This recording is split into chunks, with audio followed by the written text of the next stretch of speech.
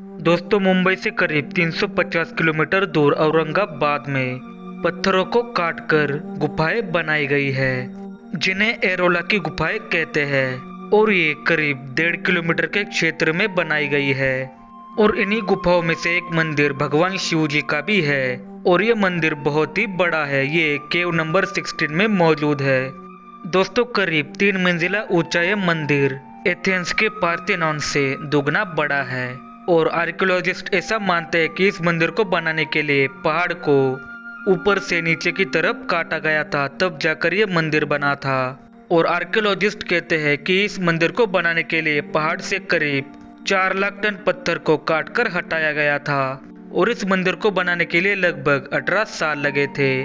और इसी बात ने कई सारे वैज्ञानिकों का ध्यान अपनी तरफ खींचा। और कई सारे लोगों ने इस मंदिर को बनाने के लिए 18 साल काम किया था। चलिए मान लेते हैं कि लोगों ने 18 साल मेहनत करके इस मंदिर को बनाया, तो एक आदमी ने 1 घंटे में करीब 5 टन पत्थर काटा होगा। और एक चीज ध्यान देने लायक है, सिर्फ काटा नहीं था बल्कि उस काटे हुए पत्थर को आकार भी दिया था। और आपके भी मन में ये सवाल आ रहा होगा कि इतनी अच्छी तरह से इस पत्थर को किस तरह से काटा गया होगा।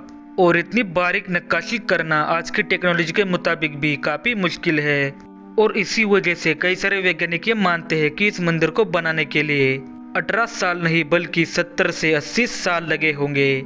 और एक और बात सामने आती है कि जाहिर है कि इस पहाड़ को काटकर कई टन पत्थर निकाला गया होगा।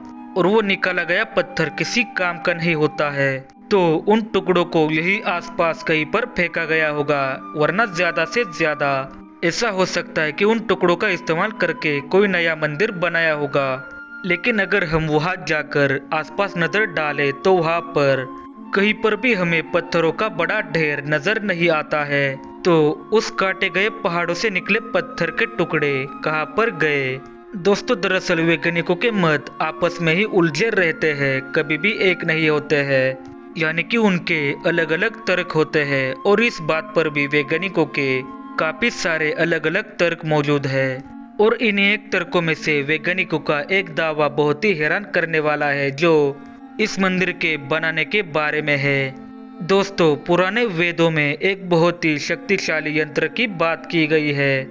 और उस यंत्र का नाम था भौमास्त्र। और इस यंत्र को भगवान द्वारा कई तरह की नई नई और विशेष प्रकार की संरचनाएं बनाने में इस्तेमाल किया जाता था। और इस यंत्र की वजह से बड़े बड़े पत्थरों को तेजी से काटकर आकार बनाए जाते थे। और इस यंत्र से कटी हुई चट्टानें भी भाप बनकर उड़ जाती थी। और इस मंदिर के ही नीचे कई सारे वैज्ञानिकों को बड़ी बड़ी सुरंगें मिली है। लेकिन ये सुरंगें क्यों बनाई गई थी, इसका कारण भी स्पष्ट नहीं है। और ये बात भी इन्हीं सारे रहस्यों में जुड़ जाती है। कई सारे वैज्ञानिक तो ये दावा करते हैं कि इन्हीं सुरंगों में कहीं वो यंत्र छुपाया गया होगा जिसका इस्तेमाल करके इस मंदिर को बनाया है। अब आप सब लोगों को ये लग रहा होगा कि ये सब बातें झूठ है और इस मंदिर को हमारे जैसे इंसानों ने ही बनाया है। लेकिन इस मंदिर के सारे रहस्यों और अनसुलझी बातों पर गौर करने से ये सब बातें भी सच नजर आती है। दोस्तों, आपको क्या लगता है कि ये मंदिर किसने बनाया होगा? इंसानों ने? अगर इंसानों ने बनाया होगा तो इससे निकलने वाले कई टन पत्थर कहाँ गए? और क्यों इस मंदिर के नीचे मौजूद गुफाओं में किसी भी वैज्ञानिक को जाने नहीं दिया जाता?